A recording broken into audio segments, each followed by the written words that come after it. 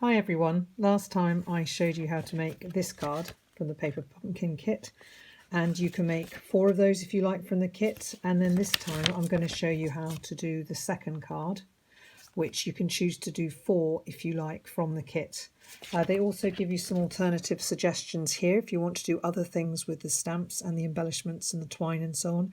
But for the purposes of this video, I'm just going to stick to showing you how to do the second card. So what you will need is a card base where when you fold it, the gold dotted lines are going that way. And then you will also need your rectangle with the lovely cable stitch embossed on it. You will need your dimensionals because you're going to put dimensionals on the back of this piece. You'll need your glue dots. I'll explain for that, for putting on the back of the word. And you'll need to pick out either joy or peace or love, or if you're German or French, you can pick out one of the other languages from this sheet of gold lettering. So if we just put these away, and I'll show you perhaps some cards at the end. I've taken my wreath piece out, and I'm going to show you how to stamp it. This is one of the tricky bits, so this is quite important to pay attention here. If you look at this wreath, it looks like a face, a man with a rather big nose, and you want him turning to the left, so his nose is on this side. So that's how you have your wreath on your mat. For your stamp, once it's on the acrylic block, you have it so another man with a big nose pointing to the right, and you want it so that, see if you can see that, you've got the 2 leaves here, 2 leaves there, just at the top. Okay, so when I put that on, it will actually just go nicely around the berries. Okay, so I'm going to ink this up with the Just Jade ink spot that comes with the kit, which is a lovely colour actually, and it's great for the wreath. So make sure you've given that a good inking. I can just see the side. I need to ink a little bit more. So do you remember what I said? The man with the big pointy nose going to the left, and on the stamp, the man with the rounded nose going to the right. And what you'll find is as you actually put it on, you'll be just nicely avoiding the berries so that they will show through. So if I stamp that down like that and press it and just hold it to allow the cardstock to absorb the ink, and then just pull it away, and there you've got it lined up pretty much perfectly. I'm happy with that. So then you're going to take your lovely card base and you're going to remove the backs of the stamping dimensionals like this, and then you're going to attach this to your card base. But what I should have done first, I just realised, so I'll just put these backings back on because I'd prefer not to have to redo the video. Good thing is about these, you can put them back on, is that I want to make sure I've got the twine ready. Now you could either just tie a bow. You need about 20 inches of twine, so I'm actually going to measure off the 20. Actually, no, I'm going to show you how to tie a bow, keeping the twine, and that means you just use as much as your bow takes. You can make your bow bigger or smaller. So you have your twine in your left hand. No, you have twine in your right hand, going underneath like that. Say that was going to stick on there. And then I put this across like that, and then this, and that's too much, I know, so I'm going to just pull some of that back. A bit too much still, depends how big you want your bow really, but I'll just put that down. There we go. And I know that's about right. So here's a little trick.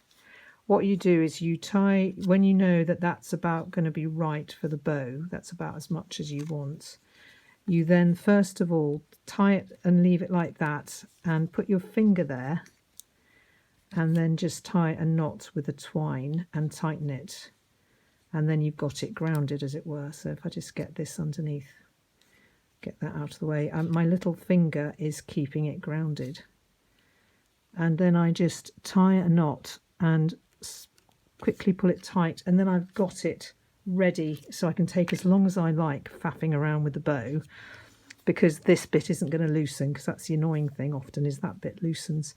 So back to front, and then just find the end and pull it through, and once you pull the end through, then you can, I like to say, faff around with it. And I want it quite big, and then I tighten it, and then I'm going to just cut it like that. Now I can take the back of the dimensionals off. That's a good thing about Stampin' Up! Dimensionals, is if you do go wrong, you can put the backs back on and then remove them when you're ready to remove them. So there we go. So now just centre it on your card like that. That's fine. And then you're going to need to put some dimensionals on here. I don't like to use tons and tons of dimensionals, so I'm just going to put 1, 2, 3. Just remember to look at your instructions, because there's quite an interesting bit here which is worth noting.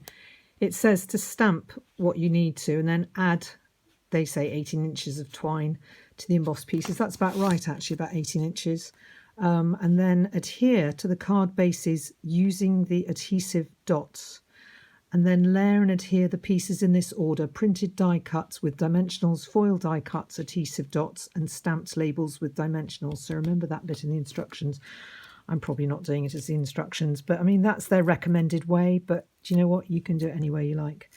So decide where you want the berries to be. I think I'll probably want it sort of like that. And I'm going to do that. Now, this is the tip I've got about... Now, very cleverly, they say to use this lovely little set of glue dots that they're giving you. The best way, I think, is to pick the glue dot off as a whole piece and stick it on the back of the letter. And then just put your finger there and just get your scissors under a piercing. A take your pick tool would probably be good. Or else if you've got a piercing tool, that would be fine. I can't see my... Take your pick tool. Remember, I've got a piercing tool, or you can use the sharp end of scissors, and that just gets you underneath. Try and get it. It's quite useful to have a little pot, and then I don't know if you can see, I just pick off the back like that.